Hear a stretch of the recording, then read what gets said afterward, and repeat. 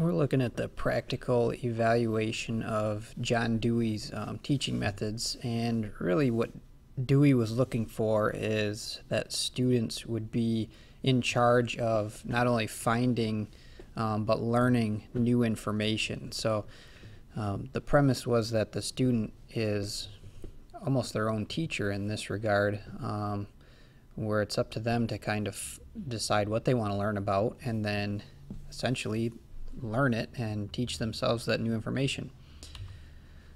What this has led to is what a lot of people know as inquiry-based learning.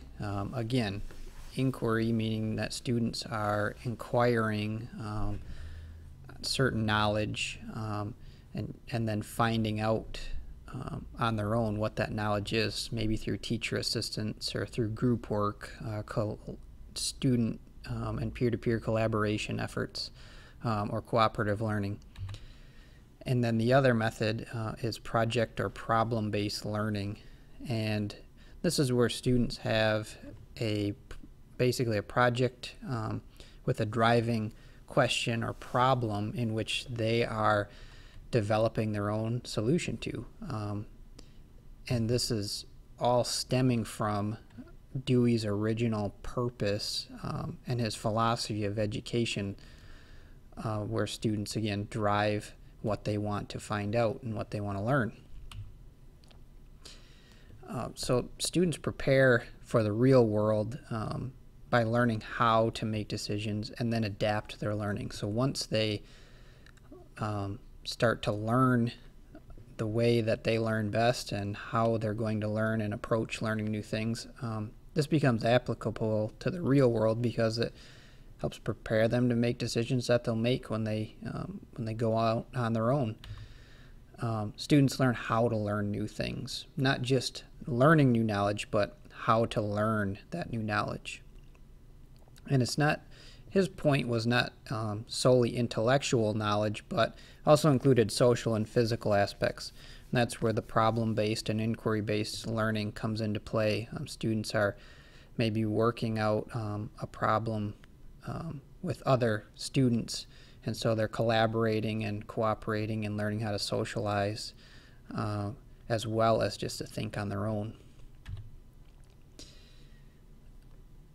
There's critics of Dewey's methods, and a lot of essentialists and perennialists would argue against Dewey and say that students at this point have too much say in what they learn.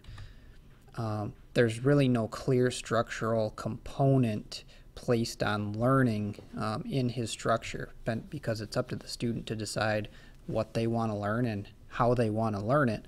And when you boil it down, there's not a clear-cut path or pattern that Dewey really takes with his approach.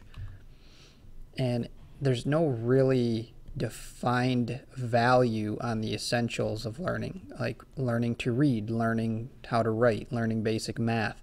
So again, from that essentialist point of view, Dewey is way out there in left field by allowing students to guide their own knowledge on such a autonomous level. Looking at Dewey from a Christian worldview perspective, basically since the fall, you have man making his own decisions, has free will to make decisions, which mirrors Dewey's method, where man gets to decide his own fate, if you will. And that's the same thing in Dewey's learning perspective. In the Christian worldview, God acts much like a teacher in Dewey's model. And in that, I mean, he offers guidance and is available for assistance through prayer, through meditation, contemplation, and through scripture and reading the Bible. But we don't have a God who stands over us and is directly telling us what we can and cannot do. And so Dewey's progressive model is a lot like Christianity and the Christian beliefs. inquiry and problem-based guidelines, like in Dewey's intellectual model or student model, are set forth for us in the Bible. If we as a Christian were to apply Dewey's learning methods, it allows each person to learn what God's plan for us is, but through our own means.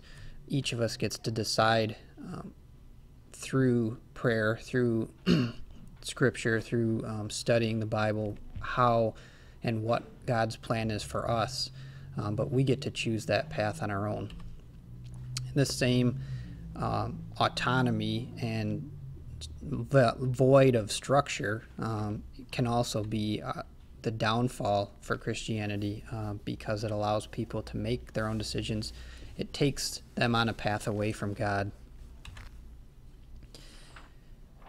I believe that God's ideal plan involves us applying personal learning and discovery of His will and plan for our lives, much like Dewey wants his students to come up with their own plan for learning. And I think God's approach is the same in that method. Since each person learns and thinks differently, this allows for a lot of different ways to learn and then to reteach the Bible and to re-portray Christian faith to others. Really, what should happen is this inquiry-based learning should then pass from Christians to non-Christians or non-believers, and help to elicit that same cycle of inquiry and problem-based learning for non-believers, with their hope, the end result of leading them to salvation, because now they're starting to ask questions and use their own inquiry-based and problem-based learning, like Dewey suggests, to find these their answers to the Christian faith and to what God has in store for each person in their life.